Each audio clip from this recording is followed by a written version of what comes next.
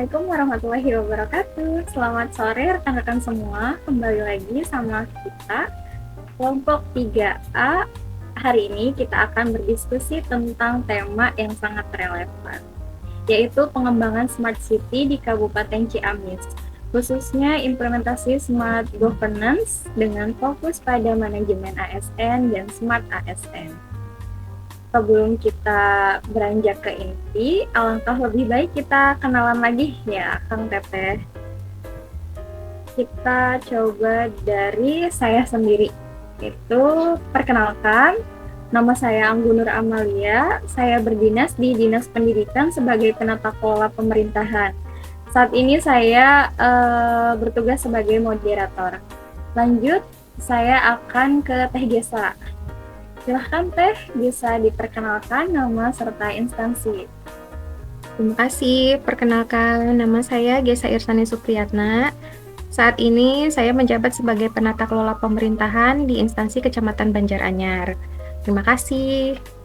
Baik, terima kasih Teh. Lanjut kita ke Kang Irman nih. Silahkan Akang bisa perkenalkan diri dengan nama instansi dan jabatan. Ya, baik. Terima kasih Teh Anggun. Izin perkenalkan diri, nama saya Irman Waraman Saputra, instansi di Dinas Pekerjaan Umum, Penataan Ruang dan Pertanahan. Terima kasih. Oke, terima kasih Akang. Lanjut kita ke Teh Meta. Silahkan Teh, enggak perkenalkan Terima nama kasih Teh ya. Anggun. Perkenalkan, nama saya Meta Nur Insani. Saat ini saya berdinas di Badan Pendapatan Daerah sebagai analis keuangan pusat dan daerah. Oke, terima kasih Teteh. Lanjut nih ke rekan kita yang terakhir, yaitu Kang Yogi. Silahkan Kang bisa perkenalkan diri. Ya, terima kasih Teh Anggun. Perkenalkan, nama saya Yogi Nugraha. Di penempatan saya di unit kerja Satuan Polisi Pamong Praja sebagai perencana ahli pertama. Terima kasih. Oke, terima kasih. Kita cukupkan perkenalannya ya teman-teman. Lanjut. Just for information, Smart City yang akan kita bahas ini adalah konsep kota cerdas yang mengintegrasikan teknologi informasi dan komunikasi, atau yang sering kita sebut dengan TIK, dalam pengelolaan dan pelayanan publik untuk meningkatkan efisiensi, kualitas hidup warga, serta berkelanjutan lingkungan. Lanjut, sebagaimana yang kita ketahui, Ciamis sudah menorehkan prestasi, yaitu masuk dalam 50 besar nasional Smart City dan mendapatkan pendampingan dari Kementerian Kominfo untuk menyusun master plan. Lalu kabupaten ini juga dalam hal ini adalah Ciamis sudah merumuskan 6 dimensi inovasi, mulai dari smart governance, smart economy, smart branding, smart environment, smart living, hingga smart society. Inovasi digital pun harus terus bermunculan. Ada super app Hello Ciamis yang mengintegrasikan layanan Situ, Sikismis, Sijago, dan berbagai fitur lainnya. Diskominfo meluncurkan Galuh Smart Service seperti Galuh Form dan Simpatik yang memperkuat laman resmi ciamiscup.go.id. Bahkan dasar regulasi juga diperkuat dengan penyusunan Perbup SPBE. Nah, sampailah kita ke sesi diskusi ini. Saya penasaran ya, apa tantangan yang dihadapi dan bagaimana solusinya. Mari kita mulai dari sudut pandang teknologi. Mangga, Akang Teteh yang berkenan untuk memberikan perspektifnya, saya persilahkan. Halo Teteh, izinkan saya buat memberikan pendapat Kang dari Yogi. perspektif Boleh, sisi saya teknologinya. persilahkan. Dari sisi teknologi, langkah awal Kabupaten Ciamis memang sudah bagus ya Teh. Ada wifi publik, jaringan internet antar OPD, dan sistem layanan digital yang mulai terhubung. Namun tantangan besar kita ada pada interoperabilitas antar sistem gitu. Integrasi antar sistem satu dan lainnya belum sepenuhnya bisa saling bicara gitu ya Teh. Selain itu, kapasitas server dan keamanan data masih terbatas. Jika tiba-tiba traffic pengguna melonjak, risiko sistem down cukup tinggi tuh. Padahal masyarakat butuh layanan yang lebih cepat dan stabil. Untuk solusinya, saya berpendapat kita perlu cloud-based infrastructure, sistem backup data yang aman, serta indikator performa yang jelas agar bisa dievaluasi secara berkala. Website layanan publik juga harus ramah pengguna, responsif di semua perangkat, bahkan di desa-desa dengan jaringan internet terbatas gitu ya Teh. Intinya, teknologi bukan hanya soal punya aplikasi gitu, tapi memastikan aplikasi itu andal, aman, dan mudah diakses. Begitu Teteh dari sisi teknologinya mungkin yang bisa saya sampaikan ya. Baik, terima kasih Kang Yogi. Jadi kuncinya ada pada integritas dan keandalan sistem ya Kang ya. Tapi teknologi hanya separuh cerita nih. Faktor manusia khususnya ASN juga penentu sukses tidaknya implementasi smart city ya. Coba kita dengar perspektif dari sisi manajemen ASN nih. Barangkali ada yang mau menyampaikan. Saya sangat senang sekali dan waktunya saya persilakan.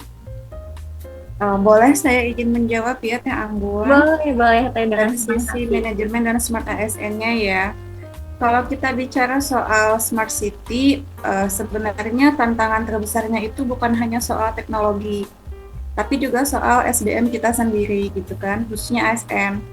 Karena sehebat apapun aplikasinya, mau itu Hello Ciamis, Situ, Sijago, kalau ASN yang mengelola belum siap, ya hasilnya kan nggak akan maksimal ya kan teman-teman.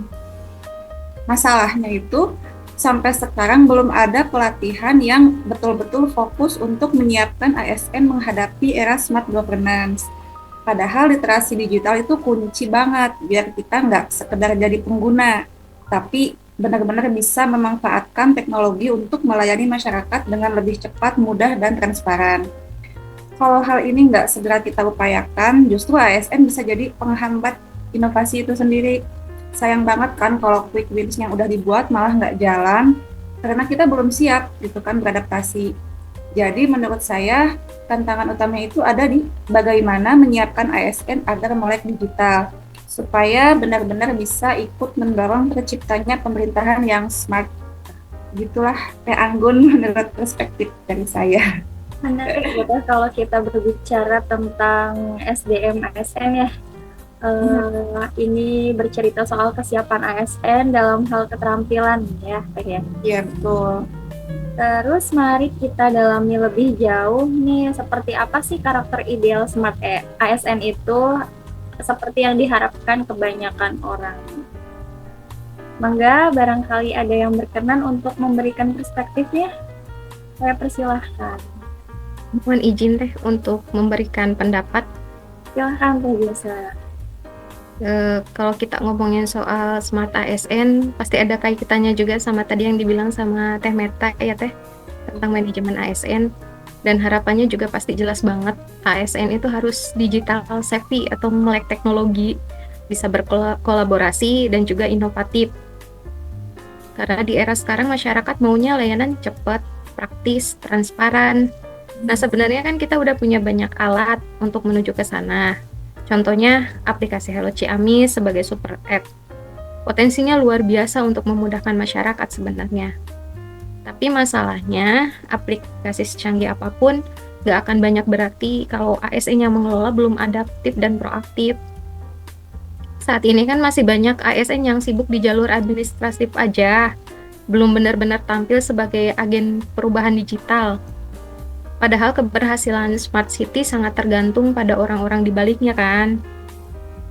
Makanya menurut saya perlu ada transformasi karakter, terutama di kalangan ASN, bukan hanya soal bisa pakai teknologi, tapi juga bagaimana mereka berani mempromosikan, mengembangkan, dan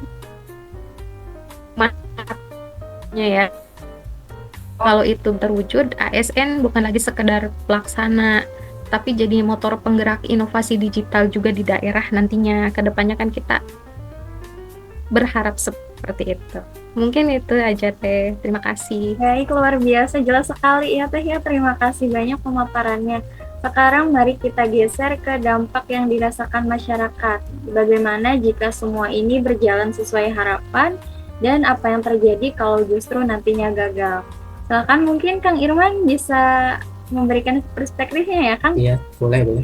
Saya persilahkan Kang. Izin ya Teh, mau memberikan sedikit pandangan terkait itu dampaknya ya. Silakan, Akang. Kalau untuk dampaknya sih akan langsung berasa sih di lapangan ya. Kalau Smart City berjalan baik dengan integrasi Hello Ciamis, lalu Smart Service, hingga pembayaran digital, maka masyarakat itu akan menikmati pelayanan publik yang cepat, transparan, dan tanpa ribet ya. Misalnya, warga yang ingin mengurus izin usaha cukup lewat aplikasi tanpa harus bolak-balik ke kantor. Pembayaran bisa dilakukan secara digital, dan status permohonan bisa dilacak real time. Itu bentuk pelayanan yang benar-benar memudahkan masyarakat. Namun ada sebaliknya, itu kalau misalkan aplikasi error atau sistem sulit dipahami atau ASN itu tidak sigap, masyarakat justru semakin bingung. Bahkan yang lebih berbahaya tuh kepercayaan publik terhadap pemerintah itu bisa menurun. Jadi keberhasilan Smart City bukan hanya soal teknologi, tapi bagaimana masyarakat merasa dilayani dengan baik. Mungkin itu pandangan dari saya Teh terkait perspektif pelayanan publik. Oke, saya setuju. Ini kan kepercayaan publik adalah taruhan besar ya di sini ya. Iya betul. Coba kita sekarang masuk ke versi kebijakan nih. Apa yang harus diperkuat agar Smart City di Ciamis bukan hanya jargon, tapi benar-benar berjalan.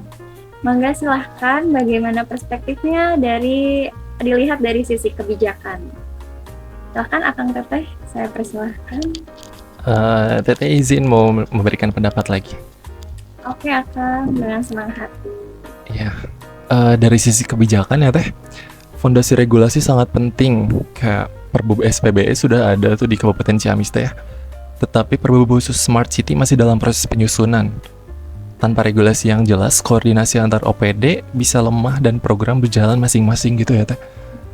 Kita perlu regulasi terpadu yang tidak hanya membagi peran OPD, tapi juga menetapkan indikator kinerja gitu.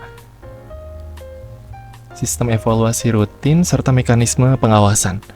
Master Plan Smart City Ciamis sudah ada sejak 2023 gitu by the way. Quick wins pun sudah jelas, tapi keberlanjutan program tergantung pada 3 hal berikut ini. Yang satu pendanaan, kedua pengawasan, dan terakhir political will. Tanpa itu Smart City bisa berhenti hanya sebagai slogan gitu ya. Sekian mungkin pandangan dari perspektif kebijakan. Oke, luar biasa. Nggak kerasa ini kita udah sampai di sesi terakhir, yaitu saya harus merangkum dari diskusi kita tadi.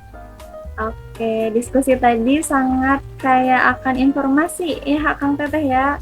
Coba kita rangkum,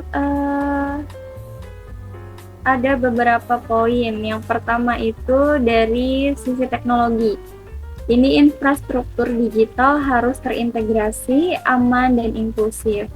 Yang kedua, sisi manajemen ASN.